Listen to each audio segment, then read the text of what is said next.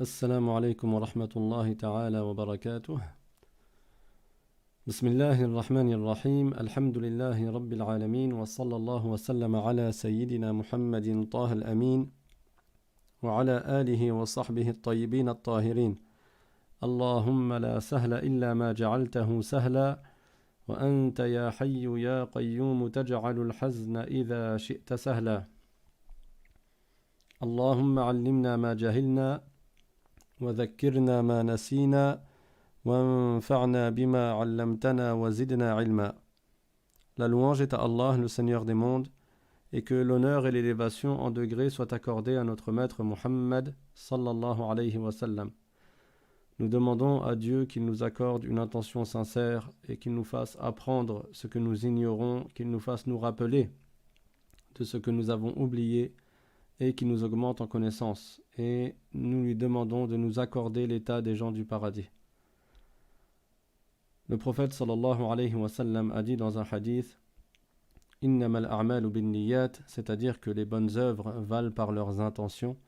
Et donc il est important que chacun d'entre nous se rappelle de mettre une intention sincère à chaque fois qu'il fait un acte de bien, notamment à chaque fois qu'il assiste à un cours de religion. Parce que assister à un cours de religion, ça fait partie des choses qui sont importantes en islam et que Dieu agrée et que le prophète sallallahu alayhi wa sallam nous a incité à faire.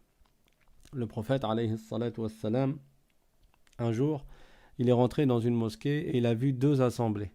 Dans une des deux assemblées, il y avait des gens qui faisaient du dhikr, c'est-à-dire qu'ils évoquaient le nom de Dieu. Et dans l'autre assemblée, il y avait des gens qui étudiaient ensemble la science de la religion. Ils apprenaient ensemble l'islam. Alors le prophète sallallahu alayhi wa sallam a dit que dans chacune des deux assemblées, il y avait du bien. Puis il est parti s'asseoir dans l'assemblée de sciences de religion. Et ceci est un signe que l'assemblée de sciences de religion comporte un bien plus grand que l'assemblée de dhikr, parce que apprendre la science de la religion nous permet de pouvoir obéir à Allah Ta'ala et faire ce qu'il est demandé de nous, ce qui est requis de nous, appliquer les devoirs et éviter les péchés, et c'est cela la piété. Donc on n'oublie pas de mettre une intention sincère et qu'on recherche par cela l'agrément de Allah uniquement. Donc toujours dans le chapitre du Tawhid, c'est-à-dire la croyance musulmane, la science de l'unicité de Dieu, nous étions arrivés donc après l'introduction au premier chapitre qui est l'explication du sens des deux témoignages. Nous avions vu que la personne, pour qu'elle entre en islam, comment elle fait? Elle prononce les deux témoignages, l'attestation de foi, je témoigne qu'il n'est de Dieu que Dieu et je témoigne que Muhammad est le messager de Dieu dans n'importe quelle langue, tout en ayant la croyance conforme aux deux témoignages. Et c'est pour cela qu'il est important de comprendre quel est le sens des deux témoignages. Ashhadu an la ilaha illallah wa ashhadu anna Muhammadan Rasulullah. Ces deux phrases-là comportent des sens, une signification. C'est ce que nous allons voir, Inch'Allah, dans ce cours-là et dans les cours qui vont suivre.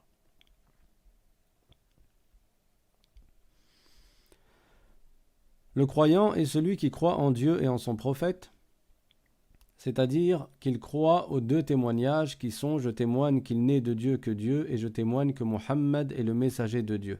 Alors, tu peux dire ces deux témoignages avec cette phrase-là, mais tu peux les dire avec une autre phrase qui comporte le même sens. Si la personne dit « Il n'y a pas d'autre Dieu que Dieu et Muhammad est son prophète », elle aura dit la même chose. Si la personne dit en arabe « La khaliqa illallah » ou bien « La ilaha illallah » et elle dit « Muhammadun nabiyullah » ou bien « Muhammadun rasulullah », toutes ces phrases-là ont la même signification et sont valables pour que la personne entre en islam. Le premier témoignage donc, je témoigne qu'il n'est de Dieu que Dieu. Qu'est-ce qu'il veut dire? D'une manière globale, il signifie je sais, je crois fermement dans mon cœur et je reconnais avec ma langue que nul ne mérite d'être adoré sauf Allah. C'est-à-dire que nul ne mérite que l'on s'humilie à lui à l'extrême sauf Allah. Alors, pourquoi j'ai dit je sais, je crois fermement dans mon cœur et je reconnais par ma langue? Ces trois phrases en fait, elles sont la signification de l'expression « je témoigne ». Quand tu dis « je témoigne », ça veut dire que tu reconnais avec ta langue et que tu sais dans ton cœur et que tu y crois.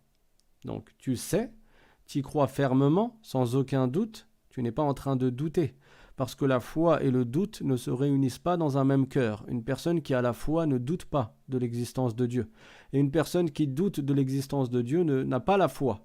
Allah Ta'ala dit dans le Coran « Afillahi shak » dans Surat Ibrahim. Ça veut dire, y aurait-il un doute au sujet de Dieu ?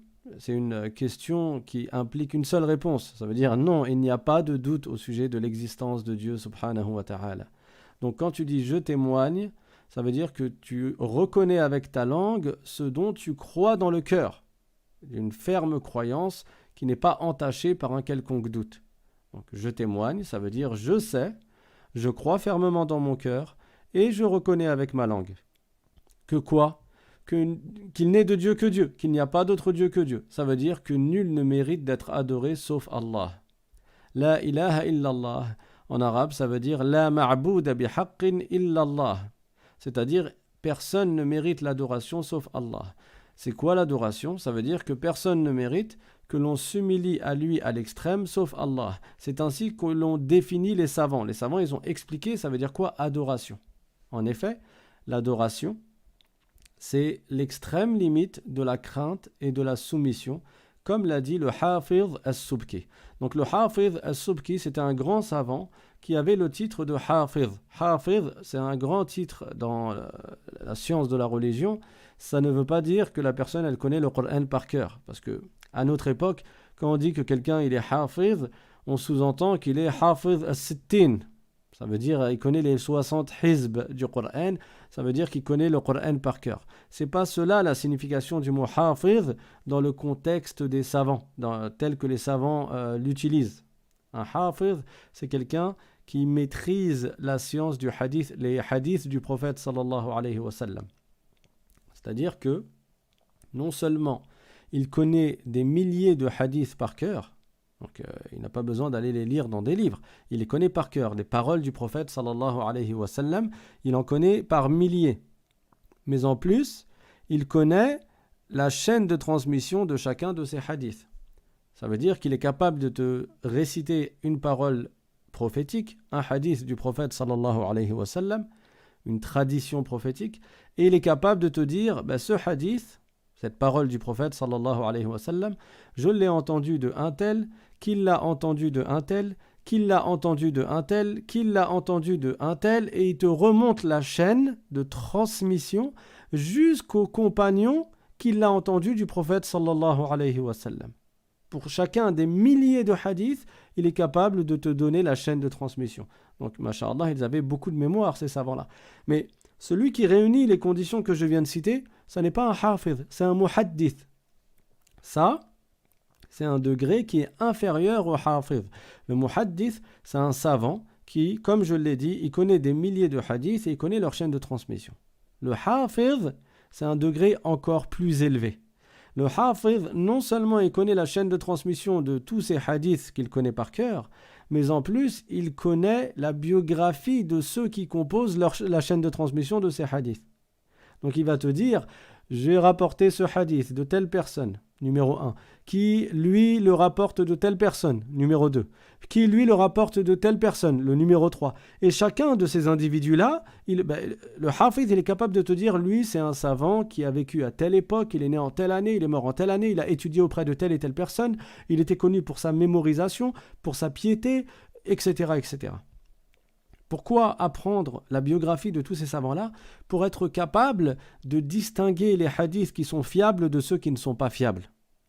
Et c'est grâce à eux que l'on est capable, après 1400 ans, 1400 années après le prophète sallallahu alayhi wa sallam, nous sommes capables de dire le prophète a dit telle parole. On vit à une époque où, même si quelqu'un dit une phrase à notre époque, c'est possible, on n'est pas sûr, est-ce qu'il l'a vraiment dit ou pas, n'est-ce pas ? C'est-à-dire, à notre époque, si quelqu'un a dit une phrase, dans beaucoup de cas, on n'est même pas sûr de la fiabilité, est-ce qu'il l'a dit ou il ne l'a pas dit. Mais en islam, regardez à quel point les savants étaient pointilleux et méticuleux. Ils apprenaient la chaîne de transmission de chaque parole et ils connaissaient la biographie et l'état de chaque personne qui compose la chaîne de transmission de ce hadith. Et à partir de là, il est capable de te dire le hadith il est sahih. Ou bien non, le hadith il est da'if. Quand on dit le hadith il est sahih, ça veut dire il est fiable. Donc on reconnaît cette parole comme provenant du prophète sallallahu alayhi wa sallam. Quand on va dire le hadith il est da'if, ça veut dire qu'il n'est pas sûr. Pourquoi il n'est pas sûr? Les hafiz ils vont te dire parce que dans la chaîne de transmission de ce hadith, le numéro 4 là, qui rapporte cette chaîne, lui il était connu pour avoir une faible mémoire, il se trompait. Donc ce qu'il rapporte n'est pas fiable. Ou alors il va te dire, dans la chaîne de transmission, telle personne, qui est le numéro 6 dans la chaîne de transmission, il n'a jamais rencontré le numéro 7. Donc comment prétendre qu'il a rapporté le hadith du numéro 7 alors qu'il ne l'a jamais rencontré? Oui, parce que le hafiz, il connaît leur biographie. Il est capable de te dire, lui, il vivait à telle ville et il n'est jamais parti dans cette ville. Donc il n'a jamais rencontré ce savant-là. Donc il n'a pas rapporté de lui. Donc la chaîne de transmission est interrompue. Il y a un trou dedans. Donc le hadith n'est pas fiable. Vous voyez la portée de cette science-là? Et à partir de là, comme j'ai dit, 1400 ans après le prophète sallallahu alayhi wa sallam, on est capable de certifier certaines paroles comme provenant du prophète. Donc As-Subki, c'était un hafiz. Il faisait partie de cette catégorie-là de savants. Autant dire que c'était un grand savant. Il a dit une phrase dans laquelle il a défini l'adoration. Il a dit « Al-ibadatu aqsa ghayatil khushu'i wal khudu'. C'est-à-dire, l'adoration, c'est l'extrême limite de la crainte et de la soumission. Donc, l'adoration, pourquoi on la définit et pourquoi on essaye de comprendre sa définition?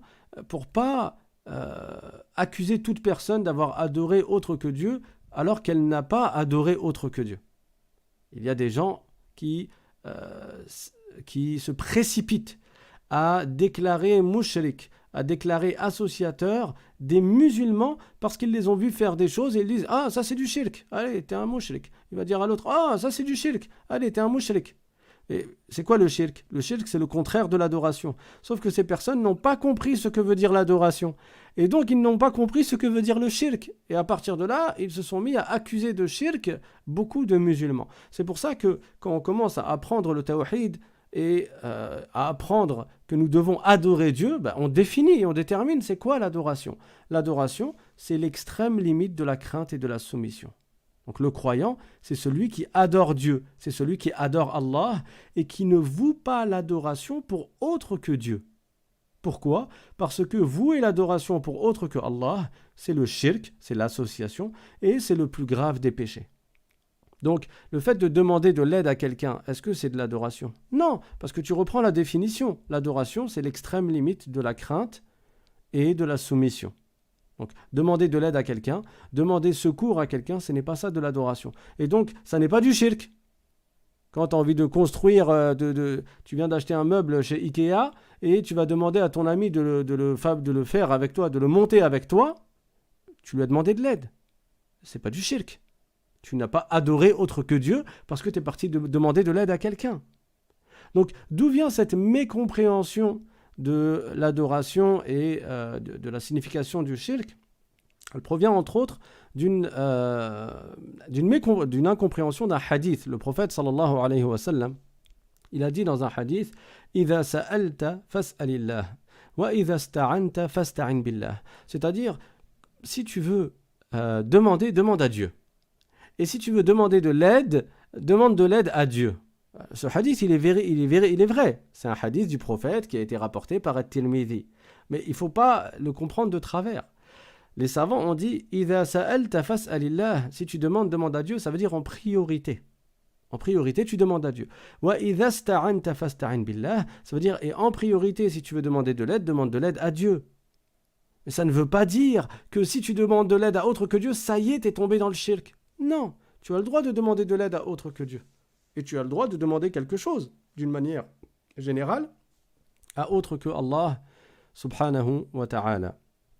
Pour preuve, un autre hadith dans lequel le prophète sallallahu alayhi wa sallam a dit « La tusahib illa mu'minan wa la ya'kul ta'amaka illa taqi » Et ça aussi, c'est un hadith rapporté par At-Tirmidhi. Et dans ce hadith, il est dit que ne donne de ta nourriture qu'à un pieux. Mais est-ce que ça veut dire que tu n'as pas le droit de donner de ta nourriture à quelqu'un qui est fasiq, à quelqu'un qui n'est pas pieux, à quelqu'un qui commet des péchés? Non, ça ne veut pas dire ça. Tu as le droit de donner la nourriture à n'importe qui, même à quelqu'un qui ne croit pas en Dieu, tu peux lui donner de la nourriture. Et il y a du bien dedans. Allah Ta'ala, dans le Coran, il fait l'éloge de ceux qui donnaient à manger aux autres. وَيُطْعِمُونَ الطَّعَامَ عَلَى حُبِّهِ مِسْكِينًا وَيَتِيمًا وَأَسِيرًا.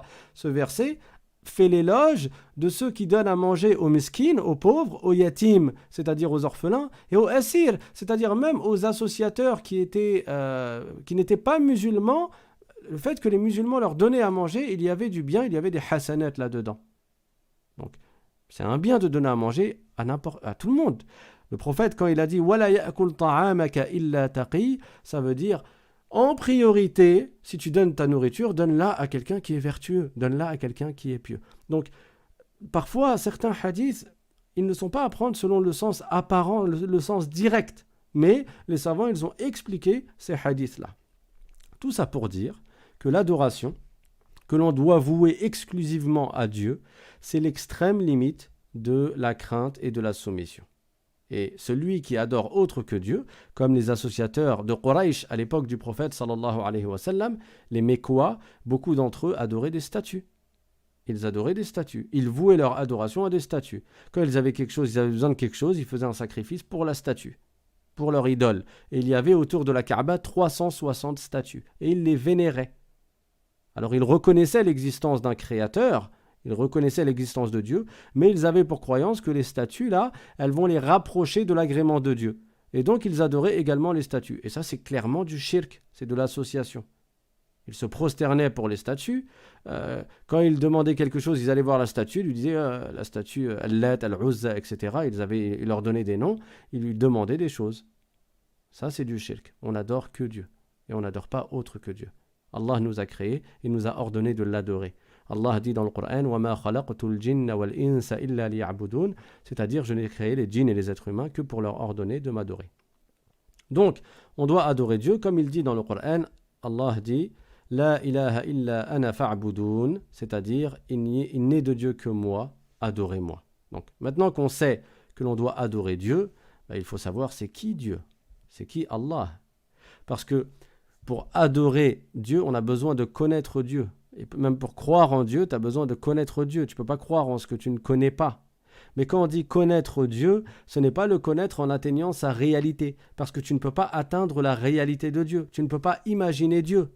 Parce que Allah Ta'ala, comme les savants l'ont dit, Mahma tasawwarta bibalik, fallahu bi khilafi dhalik. Cette parole, elle est très connue. Elle a été dite, entre autres, par l'imam Ahmad ibn Hanbal, radiyallahu anhu, et par l'imam Dhunnun al-Misri, radiyallahu anhu, et par d'autres savants également. Elle veut dire, donc, Mahma tasawwarta bibalik, quoi que tu puisses t'imaginer, fallahu bi khilafi dhalik. Dieu ne ressemble pas à cela. Donc, tu ne peux pas atteindre Dieu par tes imaginations et tes illusions. Parce que tout ce que tu vas t'imaginer, ça va forcément être une créature.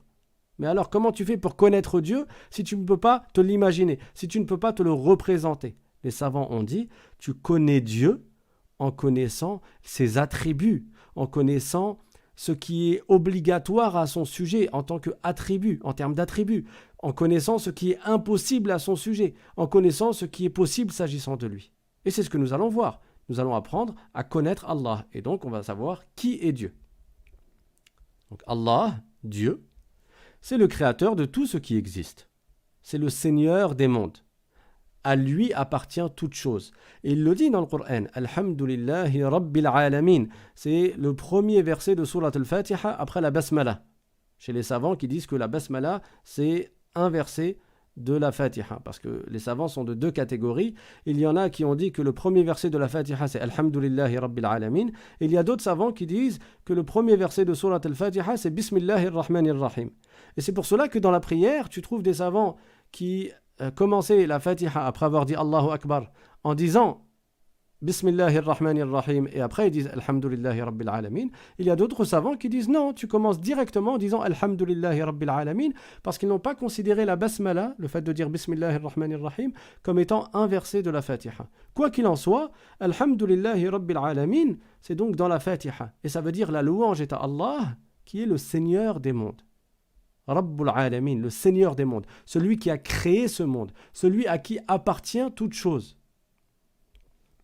Et on ne peut pas l'atteindre par notre imagination. Il est celui qui a les attributs parfaits et les noms qui indiquent sa perfection. Allah Ta'ala dit dans le Coran « Walillahi al-mathalul a'la » c'est-à-dire que Dieu a les attributs qui indiquent la perfection. Dieu est exempt de toute imperfection. Dieu n'a pas de défaut. Dieu n'a pas d'imperfection. Et on n'a pas le droit de lui attribuer une imperfection.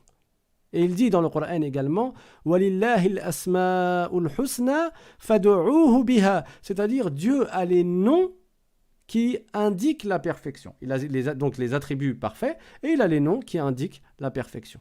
Et nous allons voir certains noms de Dieu avec leur explication pour bien comprendre c'est qui Dieu, c'est qui celui que l'on doit adorer, c'est qui celui que nous devons adorer et qui a créé toutes choses. Il faut savoir que le prophète sallallahu alayhi wa sallam, dans un de ses hadiths, il a cité 99 noms de Dieu. 99 noms de Dieu. Et il y a beaucoup de bien à les apprendre par cœur. On ne va pas tous les citer, on ne va pas citer les 99, mais on va en citer quelques-uns. Il faut savoir que ces noms de Dieu, ils indiquent des attributs de Dieu, sauf un seul qui est le nom Allah. Le nom Allah, il n'indique pas un attribut. Mais les autres noms indiquent des attributs de Dieu. Par exemple, quand tu dis parmi les noms de Dieu, il y a Ar-Rahman. Mais ça veut dire quoi, Ar-Rahman? Quelle est la signification de Ar-Rahman? Ar-Rahman, ça indique un attribut de Dieu qui est le fait d'être miséricordieux, la miséricorde de Dieu. Parce que les savants ont dit Ar-Rahman huwa al-kathirur rahmati lil mu'minina wal kafirina fid dunya wa lil mu'minina khassatan fil akhirah. C'est-à-dire que Dieu est celui qui est miséricordieux envers les croyants et même envers ceux qui ne croient pas dans ce bas monde. Et tu l'observes, dans ce bas monde, il y a des gens qui ne croient pas en Dieu. Ils le disent. Ils disent non, moi je ne crois pas en Dieu. Et malgré cela, tu les vois, ils boivent de l'eau, ils mangent, ils ont de quoi se vêtir, de quoi se nourrir, ils ont un toit où dormir. Tout ça, c'est la miséricorde de Dieu. Ils sont en bonne santé, ils ont une famille, ils sont heureux, ils sont joyeux, ils sont riches, certains d'entre eux. Ils ne croient pas en Dieu et pourtant ils reçoivent beaucoup de bienfaits de la part de Dieu. Donc dans ce bas monde, Dieu est miséricordieux envers les croyants et même envers ceux qui ne croient pas. Mais dans l'au-delà, la miséricorde de Dieu est réservée aux croyants. D'où l'importance d'être croyant. Parce que, comme j'ai dit dans les cours précédents, la finalité, quand on dit que c'est un devoir de croire en Dieu, c'est ce qui va se passer dans l'au-delà. Parce que le devoir, c'est quoi? C'est ce dont Allah accorde la récompense à celui qui l'applique et à menacer du châtiment celui qui le délaisse. Et le plus grand des devoirs, c'est de croire en Dieu. Et celui qui applique ce devoir-là, il aura la félicité au paradis. Et celui qui délaisse et qui est dans le shirk, c'est-à-dire qui ne croit pas en Dieu, celui-là méritera le châtiment pour l'éternité. Donc Ar-Rahman, ça veut dire que Dieu est miséricordieux envers les croyants et même envers ceux qui ne croient pas dans ce bas monde. Mais dans l'au-delà, Dieu est miséricordieux uniquement envers ceux qui ont cru en lui. Et Dieu le dit dans le Coran « Wa rahmati wasi'at kulla shay' fasa'aktubuha lilladhina yattaqun » c'est-à-dire ma miséricorde, elle englobe tout le monde dans ce bas monde. Fasa'aktubuha lilladhina yattaqun, ça veut dire mais dans l'au-delà, ma miséricorde est réservée à ceux qui se sont préservés du shirk, à ceux qui étaient croyants, à ceux qui ne sont pas tombés dans le shirk, c'est-à-dire dans l'association, le fait d'adorer autre que Dieu ou de la mécréance d'une manière générale. Donc, voilà un exemple de nom de Dieu qui indique un attribut de Dieu, Ar-Rahman. Et on va voir d'autres noms de Dieu également pour comprendre leur signification et comprendre donc les attributs de Dieu. Et c'est ainsi qu'on connaît Allah. Et c'est ainsi qu'on saura répondre à la question « Qui est Allah ?» Donc parmi les noms de Dieu que le prophète nous a enseignés, il y a Al-Wahid. Al-Wahid, vous connaissez ce nom-là. Il y a des gens qui s'appellent Abdul Wahid. Abdul Wahid, ça veut dire l'esclave de Al-Wahid. Là encore, il y en a qui traduisent par serviteur, il y en a qui traduisent par esclave. Et je répète que même si on traduit par esclave, il n'est pas visé ici le terme esclave au sens qui est utilisé par les Occidentaux et ce qu'ils faisaient quand ils allaient dans d'autres contrées. Ce n'est pas cette signification-là qui est visée. Nous sommes les esclaves de Dieu, c'est-à-dire nous sommes des créatures de Dieu. Et nous devons lui vouer l'adoration. Alors que veut dire Al-Wahid? Al-Wahid, signifie qu'Allah est unique.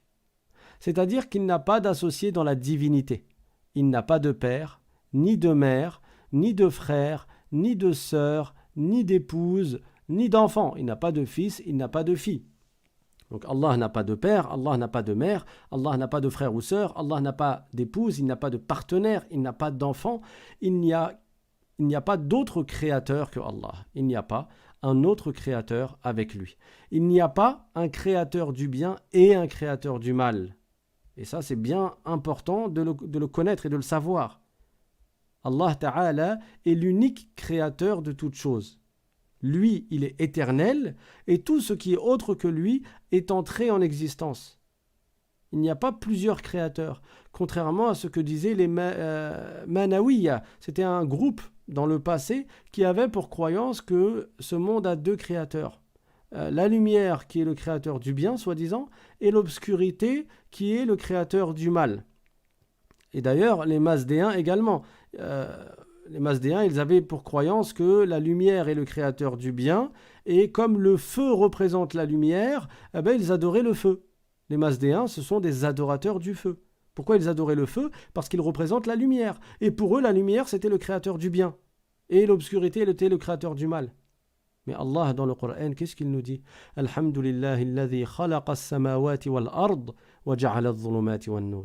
C'est-à-dire, la louange est à Allah, qui a créé les cieux et la terre, et qui a créé la lumière et l'obscurité. Même la lumière et même l'obscurité sont des créatures de Dieu. Elles ne sont pas éternelles. Le seul créateur de toutes choses, c'est Allah. Il a créé le bien et il a créé le mal. Et il n'est pas injuste pour avoir créé le mal. Allah a créé toutes choses et on n'a pas le droit de lui attribuer l'injustice. Ça fait partie des choses qui sont impossibles au sujet de Dieu et que nous n'avons pas le droit de lui attribuer. Parce que c'est quoi l'injustice? L'injustice, ça consiste à agir sur le bien d'autrui sans sa permission. Quand tu prends le téléphone de quelqu'un d'autre alors qu'il ne t'a pas autorisé à prendre son téléphone, là on pourra dire que tu es injuste. Pourquoi? Parce que tu auras agi sur le bien d'autrui sans sa permission. Tu prends quelqu'un qui prend la voiture de quelqu'un d'autre sans sa permission et l'autre n'accepte pas, on dit de lui que c'est un injuste. Il a fait preuve d'injustice. Pourquoi? Parce qu'il a pris la voiture d'autrui. Il a agi sur le bien d'autrui sans sa permission. C'est ça l'injustice. Or, est-ce qu'il y a quelque chose qui n'appartiendrait pas à Dieu? Non, toute chose appartient à Dieu. Donc, Dieu fait ce qu'il veut de ses créatures. Il crée le bien, il crée le mal, il nous accorde des bienfaits, il nous accorde des épreuves. Et en tout cela, Dieu crée dans ses créatures. Allah Ta'ala crée ses créatures et ce qu'il crée, ce qu'il crée lui appartient et n'appartient pas à autrui. Donc, il n'est pas concerné par l'injustice, subhanahu wa ta'ala. Donc on dit qu'il a créé le bien, on dit qu'il a créé le mal, et on ne dit pas « Ah oui, mais c'est pas juste, pourquoi Dieu il a créé le mal? Pourquoi Dieu il a fait qu'il y a des épreuves? Pourquoi Dieu il a fait qu'il y a des enfants qui meurent jeunes ou qu'il y a des gens qui sont malades alors qu'ils sont gentils ?» Dieu fait ce qu'il veut, et nous devons nous soumettre à Dieu. Nous devons adorer Dieu, et nous devons nous soumettre à lui, et nous ne devons pas nous rebeller ou nous révolter contre Allah. Et le premier qui s'est révolté contre Dieu, c'est Iblis. Dieu lui a donné un ordre. Iblis, avant, c'était un croyant. Il adorait Dieu. Il était avec les anges. Lui, c'est un djinn. Il adorait Dieu avec les anges. Et un jour, une fois, il lui a été ordonné de faire quelque chose. Et là, il s'est rebellé contre Dieu. Il n'a pas voulu. Non seulement il a désobéi, mais en plus, il s'est révolté. Et là, il est tombé dans ce qu'on appelle la mécréance, qui est le plus grave des péchés. Donc, Allah Ta'ala a créé le bien, il a créé le mal, il a créé Iblis, il a créé le diable, il a créé le shaitan, il a créé toutes choses. Il est Al-Wahid, il est unique. Et il n'a pas d'associé dans sa souveraineté. Il n'a pas d'associé dans sa souveraineté. Allah Ta'ala dit dans le Coran « وَمَا مِنْ إِلَهٍ إِلَّا اللَّهُ الْوَاحِدُ الْقَهَّارُ » C'est-à-dire, il n'y a pas d'autre Dieu qu'Allah, celui qui est unique et qui domine toutes choses. C'est cela l'unicité de Dieu. Et l'imam Abu Hanifa, radiyallahu anhu, qui était un des grands savants du Salaf, il fait partie des 3 premiers siècles de l'Hégire. Il est né en l'an 80 de l'Hégire et il est décédé en l'an 150 de l'Hégire. Donc c'est dire que il était très proche de l'époque du prophète sallallahu alayhi wa sallam. Il a même rencontré 6 ou 7 parmi les compagnons du prophète sallallahu alayhi wa sallam. Donc ça remonte à loin. Vraiment, il était proche de l'époque du prophète. C'est un grand savant et c'est un des fondateurs, ou c'est le fondateur d'une des 4 écoles connues, ce qu'on appelle les madhab en islam, les écoles de jurisprudence, qui, les plus connues d'entre elles sont celles de l'imam Shafi'i, celle de l'imam Malik, celle de l'imam Ahmad ibn Hanbal et celle de l'imam Abu Hanifa. Donc l'imam Abu Hanifa a dit dans son livre Al-Fiqh al-Akbar, Allahu wahidun la min tariq al-adad walakin min tariq annahu la sharika lah. C'est-à-dire Allah est wahid, pas dans le sens du nombre, parce que wahid en arabe tu l'utilises aussi pour dire un, mais dans le sens des chiffres. Tu dis wahid, ithnan, thalatha, arba'a, khamsa, sitta, sab'a, thamaniyah, tis'a, ashra. Quand tu comptes les chiffres, 1, 2, 3, 4, 5, 6, 7, 8, 9, 10, le 1 en arabe on dit wahid. Donc Abu Hanifa il explique, il dit Allah il est wahid. Mais pas dans le sens des chiffres, 1, 2, 3, 4, 5. Mais dans le sens, parce que le mot wahid il a un autre sens dans la langue arabe qui est celui qui est unique. Donc il a dit Allah est wahid, non pas dans le sens du nombre, mais dans le sens de l'unicité. C'est-à-dire qu'il n'a pas d'associé. Il est le seul créateur de toutes choses. Et il n'y a pas quelqu'un qui crée autre que Dieu. Ça, c'est un des fondamentaux en islam. Et celui qui a cru qu'il y aurait plusieurs créateurs, c'est par définition un mushrik, un associateur. Parce qu'il a associé Dieu à ses créatures. Les Arabes qui étaient à Quraysh à l'époque du prophète sallallahu alayhi wa sallam, avant qu'il n'entre en islam, étaient des mushrikoun, des associateurs. Ils adoraient autre que Dieu. Donc ils attribuaient à Dieu des associés. On peut citer également les Grecs. Dans le passé, c'était des associateurs. Ils prétendaient qu'il y aurait plusieurs divinités. Ils disaient il y a Zeus, il y a un tel, il y a une telle, etc. Et ils croyaient en plusieurs divinités. Or, tout ce qui est autre que Dieu est une créature de Dieu et ne mérite pas l'adoration. En effet, s'il y avait eu 2 créateurs pour ce monde, alors chacun de ces 2 créateurs aurait eu pour attribut la toute-puissance, la science, la volonté, et chacun des 2 aurait créé ce qu'il veut, parce que le créateur du monde, il a les attributs de perfection. Et il est exempt de toute imperfection. Donc le créateur de ce monde est tout puissant. Le créateur du monde, il sait ce qu'il a créé. Il a donc la science pour attribut. Le créateur de ce monde, s'il a créé ce monde, c'est qu'il a voulu le créer. Donc il a pour attribut la volonté. Donc s'il y avait eu 2 créateurs, à titre d'exemple, alors chacun de ces 2 créateurs aurait été tout puissant. Chacun de ces 2 créateurs aurait eu pour attribut la science. Chacun de ces 2 créateurs aurait eu pour attribut la volonté. Et chacun de ces 2 créateurs aurait créé ce qu'il veut. Mais alors, si l'un des 2 avait voulu qu'une personne existe, qu'on va appeler Zayd par exemple, tu peux lui donner un autre nom si tu veux, il n'y a pas de problème. Mais si l'un des 2 supposé là, il aurait voulu que cette personne-là, qu'on va appeler Zayd, elle existe. Et que l'autre, s'il avait voulu que ce Zayd-là n'existe pas, est-ce que Zayd, il peut exister et ne pas exister en même temps? Ça, c'est impossible. Zayd, il ne peut pas exister et ne pas exister en même temps. Donc, si Zayd, il existe, c'est que la volonté de l'un des 2 ne s'est pas réalisée. Et donc, il n'est pas tout puissant. Et donc, il ne peut pas être Dieu. Et si Zayd n'existe pas, alors, ça veut dire que la volonté de l'autre, elle ne s'est pas réalisée. Et donc, il n'est pas tout puissant. Et s'il n'est pas tout puissant, il n'est pas Dieu. Et s'il n'est pas Dieu, il ne mérite pas l'adoration. Ça, c'est une preuve toute simple que même un enfant de 7 ans peut comprendre. Et c'est une preuve par la raison, c'est une preuve rationnelle qui montre que ce monde a un seul créateur. Il n'a pas plusieurs créateurs. Alors, déjà, quelle est la preuve que ce monde a un créateur et que ce monde n'est pas venu tout seul? Tout acte a besoin d'un acteur, ça c'est quelque chose qui est connu d'évidence et qui ne nécessite même pas d'explication détaillée. Quand tu vois une écriture sur un tableau, tu vas dire forcément, cette écriture, elle a eu besoin de qui l'a écrite, elle n'est pas venue toute seule. quand tu vois une construction, tu vois un bâtiment, tu vas dire forcément ce bâtiment, il y a quelqu'un qui est venu le construire. Il n'est pas venu tout seul. Donc chaque acte a un acteur. Et même les Bédouins dans le passé, ils avaient comme un proverbe. Et ils disaient, si tu vois les excréments d'un chameau, tu dis, il y a un chameau qui est passé par là. Ces excréments d'un chameau, ils ne sont pas venus tout seuls. Donc tout acte a un acteur.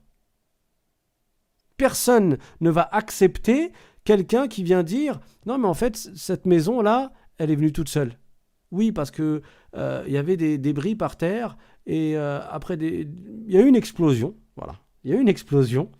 Et suite à cette explosion, il y a des débris qui se sont rassemblés et ça a fait des briques. Et les briques, elles se sont mises les uns sur les autres et il y a du ciment comme ça. Bon, on ne sait pas comment. Il est venu entre les briques et du coup, ça a fait des murs.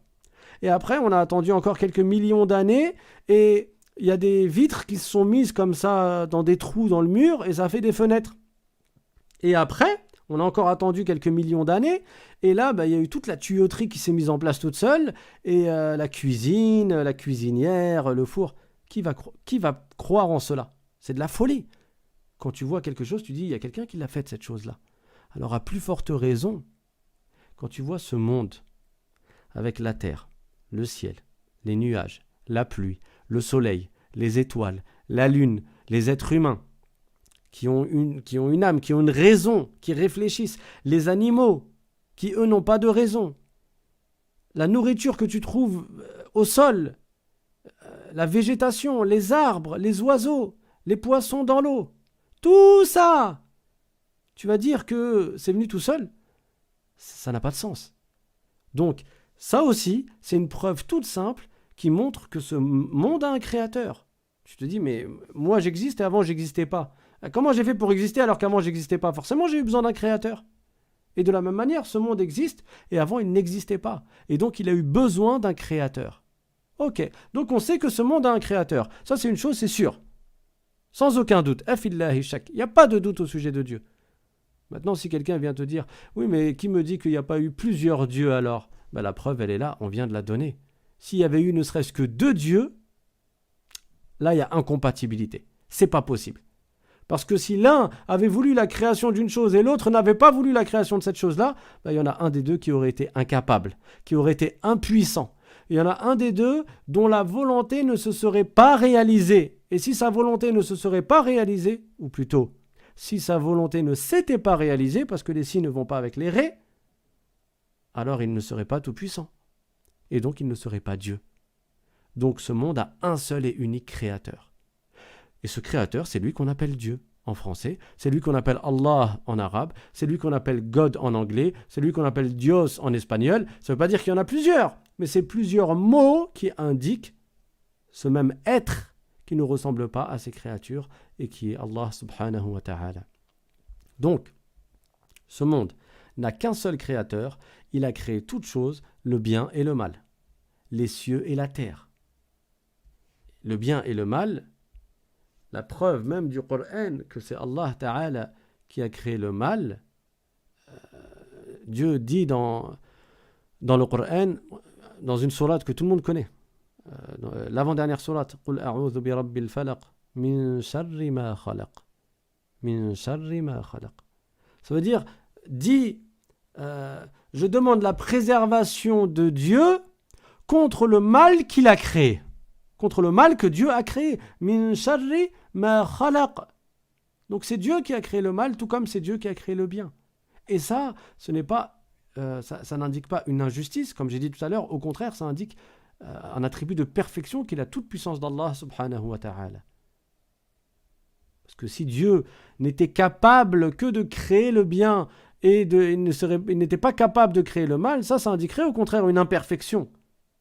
Ça voudrait dire que sa puissance, elle est restreinte et elle est prédéfinie et elle est limitée. Non, Dieu, il a créé le bien et le mal.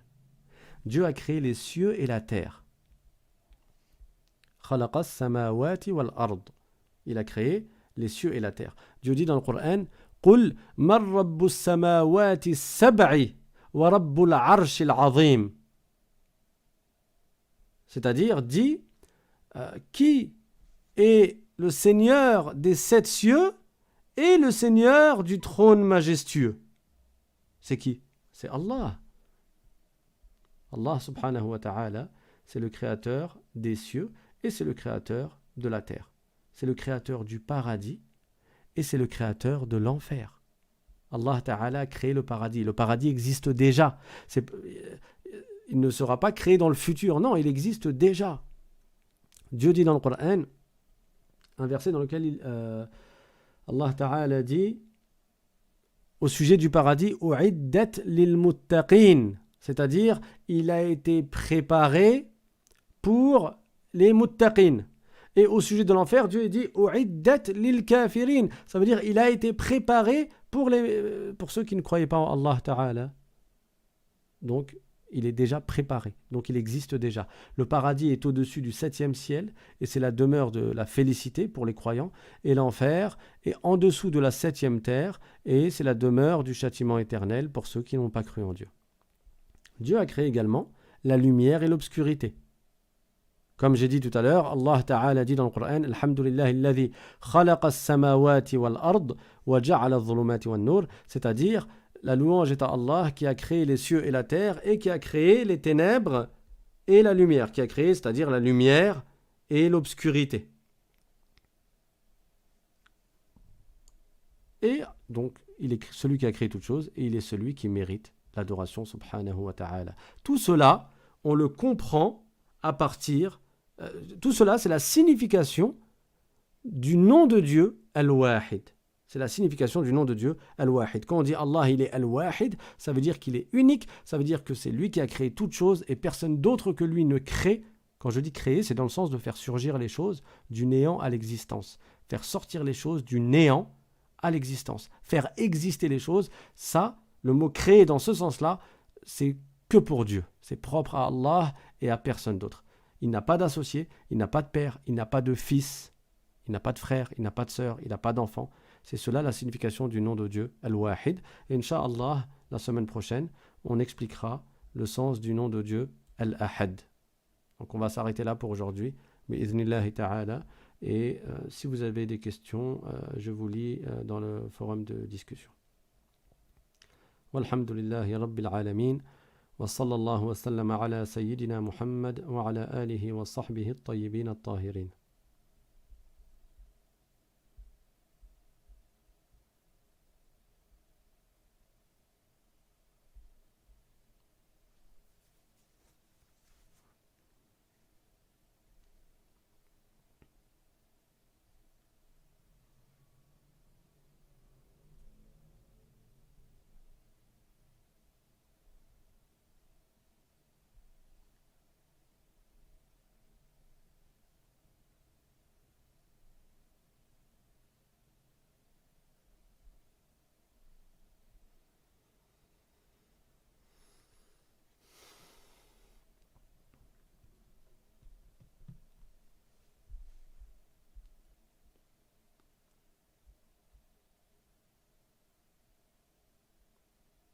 Bon, il n'y a pas de questions. Donc je rappelle en attendant, au cas où il y aurait des questions, que...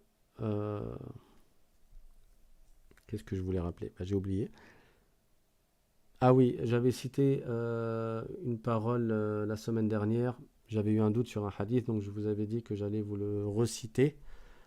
Concernant le dhikr, on m'avait demandé, en ce qui concerne le cœur et la mort des cœurs, le prophète sallallahu alayhi wa sallam, il a dit dans un hadith que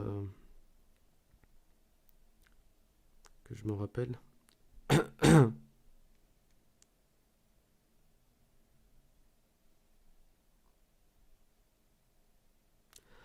Donc, مثل الذي يذكر ربه والذي لا يذكره مثل الحي والميت. C'est-à-dire l'exemple de celui qui évoque son Seigneur et de celui qui ne l'évoque pas, c'est comme l'exemple de celui qui est vivant et de celui qui est mort. Donc ça indique la grande différence qu'il y a entre une personne qui fait beaucoup de dhikr et entre une personne qui ne fait pas de dhikr, c'est-à-dire qui n'évoque pas le nom de Dieu.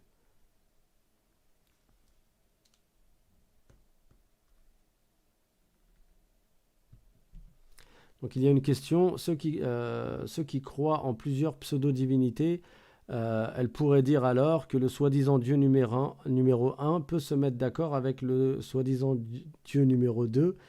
Du coup, comment on leur répond? Les savants, ils ont répondu à cette question. Ils ont dit que ça implique donc que les soi-disant de Dieu ont besoin de se mettre d'accord pour créer une chose. Et donc, ils ne seraient pas tout puissants. Ils auraient besoin d'autrui. Or, parmi les attributs de perfection du Créateur, c'est qu'il n'a pas besoin d'autrui.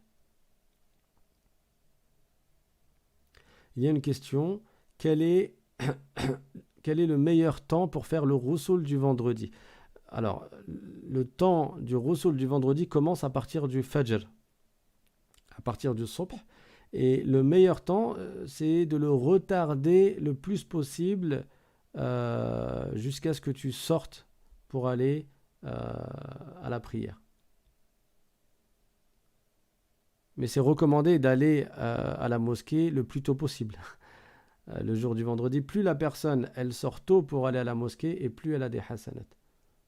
Si elle sort après avoir accompli la prière du subh, le matin, quand elle sort dans la première partie, on va dire, de la matinée, c'est que le prophète sallallahu alayhi wa sallam a dit que c'est comme s'il avait donné en aumône un chameau. Et s'il attend un peu et après il sort, donc dans la deuxième partie, c'est comme s'il avait donné en aumône une vache. Et s'il attend encore et après il sort à la mosquée, c'est comme s'il avait donné en aumône un mouton, etc.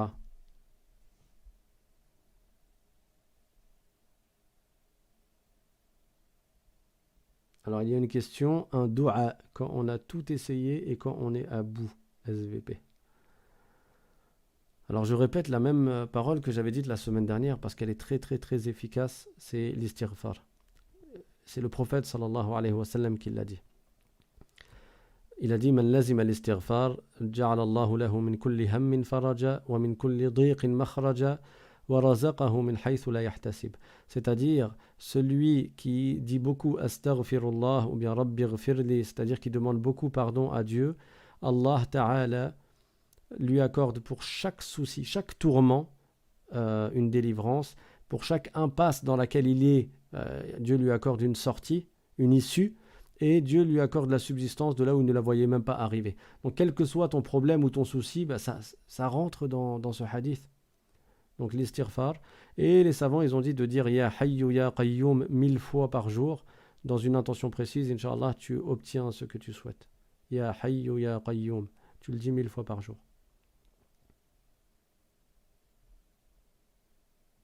Alors il y a une question, un dua pour travailler sa mémoire, c'est-à-dire, j'imagine, pour avoir une bonne mémoire. Alors certains savants ont donné une méthode qui est utile pour avoir une bonne mémoire. Déjà, il y a le fait de manger à jeun 7 raisins secs, c'est très efficace. Donc tous les matins, à jeun, tu manges 7 raisins secs. C'est utile pour la mémoire. Et il y a également le fait de réciter sur un verre d'eau Sanuqri'uka fala tansa illa ma sha Allah 7 fois pendant, je ne sais plus si c'est 41 jours ou bien 40 jours. Inch'Allah, je réviserai pour la semaine prochaine et je vous le dirai. Donc c'est un verset et une partie d'un autre verset qui est dans Surat Sabbih, Surat Al-A'la. Sanuqri'uka fala tansa illa ma sha Allah. À jeun, tu récites sur ce verre d'eau un certain nombre de fois. Si je me souviens bien, c'est 7 fois. Et après, tu bois le verre d'eau en 3 fois, bien sûr.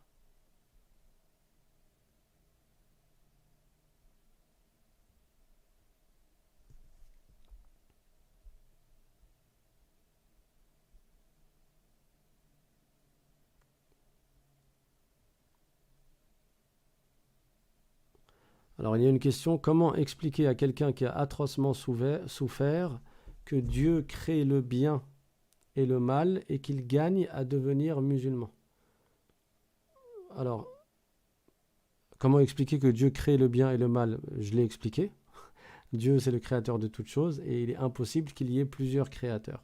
Maintenant, en ce qui concerne la souffrance, Allah Ta'ala nous a éprouvés dans ce bas monde et les meilleurs des gens sont les plus éprouvés des gens. Les prophètes, alayhimus salatu wassalam, ce sont eux les plus éprouvés des gens. Et Allah Ta'ala les élève en degrés par leur patience face à l'adversité, face aux épreuves. Mais la condition pour être récompensé, comme j'ai dit dans le cours de la semaine dernière, c'est d'être croyant. Parce que justement Dieu dit dans le Coran wa rahmati wasi'at kulla shay fasa'aktubuha lilladhina yattaqun, c'est-à-dire ma miséricorde elle englobe tout le monde dans ce bas monde mais dans l'au-delà elle est réservée aux croyants. Donc si la personne veut être récompensée dans l'au-delà pour sa patience, pour toutes ces épreuves qu'elle a subies, il est indispensable d'être croyant, de croire en Dieu parce que c'est la condition même pour gagner le paradis. Le prophète sallallahu alayhi wa sallam a dit dans un hadith Ajaban li amri al-mu'min inna amrahu kullahu lahu khayr, c'est-à-dire étonnant est l'état du croyant, le croyant, pas l'autre.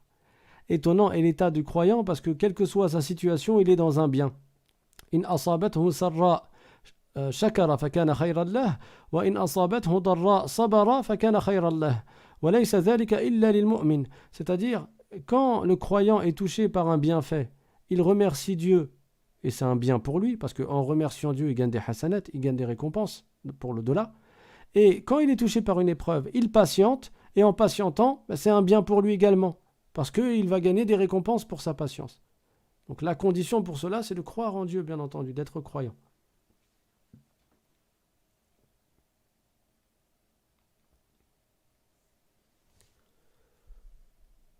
Alors il y a une question, quand on fait les sunnahs du wudu, au moment de laver le visage, est-ce que c'est sunnah d'utiliser que la main droite ou les deux mains? Alors, c'est sunnah d'utiliser les deux mains.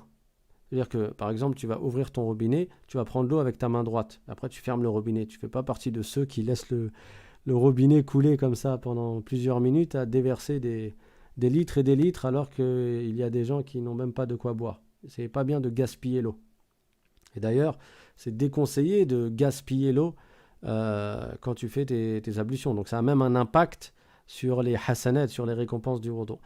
Donc tu vas prendre l'eau avec ta main droite et après tu vas joindre tes deux mains pour que l'eau donc elle va se réunir dans tes deux mains et tu vas te rincer le visage. C'est recommandé de commencer par le haut du visage avec tes deux mains. C'est mieux de faire avec les deux mains le visage, pas avec une seule main.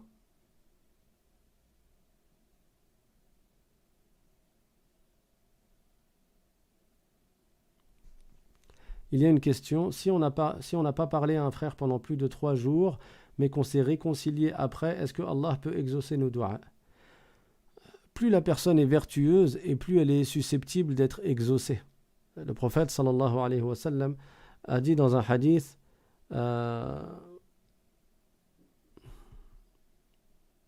رب أشعث أغبر ذي طمرين مدفوع بالأبواب لو أقسم على الله لأبره, c'est-à-dire combien de gens sont ash'ath, aghbar, c'est-à-dire ils ont les cheveux ébouriffés, tellement ils sont pauvres, ils n'ont même pas de quoi se coiffer, ils ont de la poussière sur eux, parce que tellement ils sont pauvres, ils n'ont même pas de quoi se laver.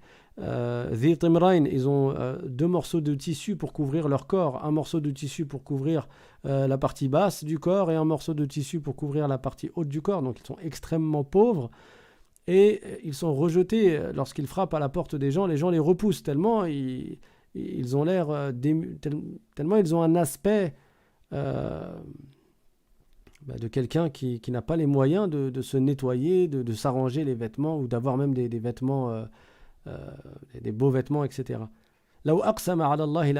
Combien de ces gens-là, s'ils invoquent Allah, Allah leur accorde. C'est-à-dire qu'en réalité, ce sont des vertueux, ce sont des pieux, ce sont des vertueux. Donc plus la personne a un haut degré, et plus il y a des chances que ses invocations soient exaucées. Maintenant, si une personne, elle commet un péché, parce que là, tu as donné l'exemple d'un péché qui est de couper la relation avec ton frère pendant plus de 3 jours. Si la personne, elle s'est réconciliée, elle s'est repentie, le repentir efface le péché. Le prophète sallallahu alayhi wa sallam a dit At-ta'ibu min adh-dhanbi kaman la dhanba lah, c'est-à-dire celui qui se repent après avoir commis un péché, son péché est effacé comme s'il ne l'avait pas commis. Donc il n'est plus inscrit sur son ardoise, il n'est plus inscrit dans son livre. Il ne se fera pas châtier. Et quelqu'un qui se repent, il peut atteindre les hauts degrés, et du coup, c'est des invocations, elles sont de plus en plus exaucées, sont plus susceptibles de l'être en tout cas.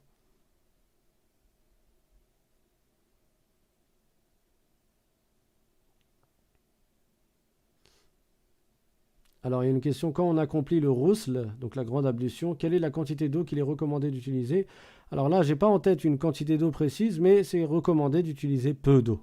C'est recommandé d'utiliser peu d'eau, de ne pas gaspiller et de s'efforcer d'en utiliser peu.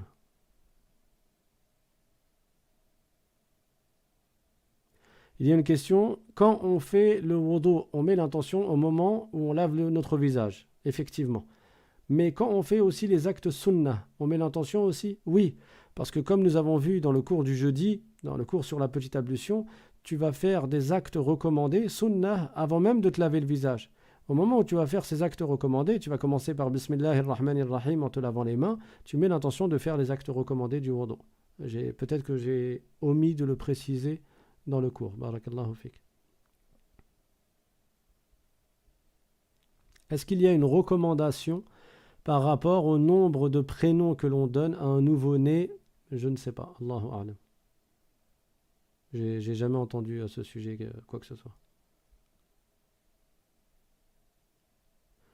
Il y a une question, celui qui utilise beaucoup d'eau, c'est quoi le jugement par rapport aux récompenses de sa prière? Si quelqu'un gaspille de l'eau, il utilise beaucoup d'eau lorsqu'il fait ses ablutions, non seulement ça va avoir un impact sur les récompenses, les hasanat de ses ablutions, mais ça va même influer ou influencer, en tout cas ça va avoir un impact également sur les récompenses de la prière. Ça ne veut pas dire qu'il n'aura plus du tout de hasanat dans sa prière, hein, il va lui en rester, mais ça va diminuer, le fait d'avoir fait se déconseiller dans le wudu, ça va diminuer les récompenses de son wudu et ça va diminuer les récompenses de sa prière.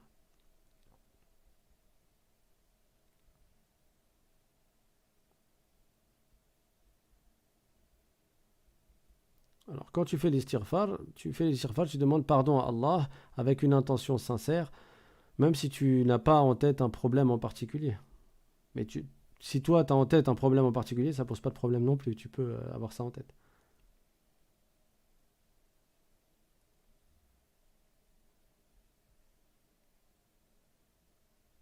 Il y a une question, le fait de mourir suite à une longue maladie est-il un signe d'une bonne fin? Alors, le prophète sallallahu alayhi wa sallam a parlé de cela également. Il a dit dans un hadith, La yazalu al-mu'minu yubtala fi malihi fi nafsihi wa waladihi wa malihi hatta yalqa Allah wa laysa alayhi khati'ah ou kama qala. C'est-à-dire que le croyant, encore une fois le prophète a visé le croyant. D'accord? Ça veut dire que celui qui n'est pas croyant dans l'au-delà, il n'aura pas de hasanat. Donc le hadith signifie que le croyant ne cesse d'être éprouvé dans son corps, donc sa personne, dans ses biens, son argent et ce qu'il possède, et dans ses enfants, jusqu'à ce qu'il atteigne la mort, en n'ayant plus aucun péché à sa charge. Ce qui est visé par ce hadith, c'est que à chaque fois que la personne est éprouvée, et entre autres son corps est éprouvé, c'est-à-dire par la maladie, à chaque fois qu'il est éprouvé, à chaque fois, des péchés vont être effacés. Et certains sont tellement éprouvés qu'à force que ces péchés soient effacés, quand il arrive au moment de sa mort, il n'a plus de péché du tout. Et il y a un autre hadith qui va dans ce sens, c'est le hadith rapporté par Muslim, dans lequel le prophète sallallahu alayhi wa sallam a dit ما يصيب المسلم من نصب ولا وصب ولا هم ولا حزن حتى الشوكة يشاكها إلا كفر الله بها من خطاياه. C'est-à-dire que le croyant, encore une fois, le prophète parle du croyant. Vous voyez, dans tous ces hadiths, le prophète parle du croyant. Parce que la condition pour gagner le paradis, c'est de croire en Dieu, c'est d'être croyant. Et quelqu'un qui n'a pas accepté de croire en Dieu, même s'il a été éprouvé, même s'il a été gentil, il aura la miséricorde de Dieu dans ce bas monde, mais pas dans l'au-delà. Donc, dans ce hadith, le prophète sallallahu alayhi wa sallam nous explique que le croyant, chaque fois qu'il est touché par une épreuve, et il cite des exemples, la maladie, la tristesse, le tourment, et il a dit même une épine qui vient le piquer. Pour chacune de ces épreuves, c'est-à-dire Dieu lui expie des péchés pour ces épreuves-là. Bien sûr, s'il a patienté face à ces épreuves.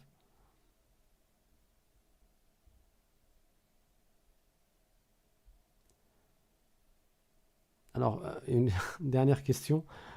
Pour les raisins secs, est-ce qu'il y a un type de raisin à prendre, barakallahu fikum?